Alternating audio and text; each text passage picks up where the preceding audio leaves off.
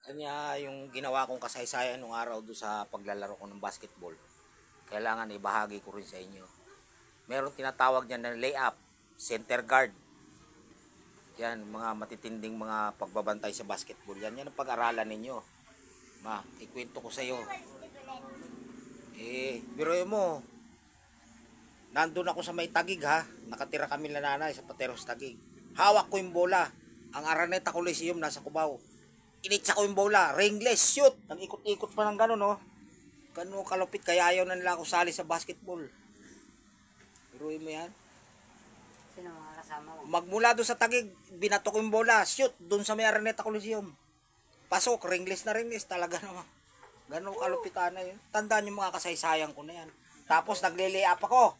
1 linggo ako sa ere. Kung hindi ako tinawag ni nanay, hindi ako bababa. Ganong kalupit ha. Pag magle-lay up ng bola, mawak ako ng bola. Ngayon, mga laro ninyo, wala. Mga pilay pa inaabot ninyo eh. Center guard ako. 1 kamay lang. 3 daliri lang ginaganyan ko. Hawak ko yung bola. Pag ganun ko, nakapikit pa ako. Pasok. Umiikot pa yung bola ganun sa ring. Ganyan o kalupit. Anong pag-aaralan nyo? Kaya mga makasaysayan na sinasabi ko sa paglalaro ng basketball, sinasabi ko sa inyo para matutularan at magagaya ninyo. 1 linggo. Pag lay up nasa ere. Kung hindi ako tinawag nanay, anak, kakain na! Saka lang ako bababa. 1 linggo sa ere.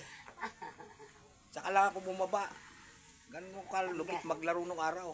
Lupit ah. Oo. Kaya, nako. Kaya ayaw ko nang sumali muna dahil busy ako sa pagtatrabaho ko sa duty. Hirap na mapepending din yung aking duty. Kaya dito sa taas, pag ako sinayaya, wag na. Wag nyo nasama si Kuweda ko sa pag-basketball. 1 linggo yan sa ere bago bumaba. Ganun kalupit.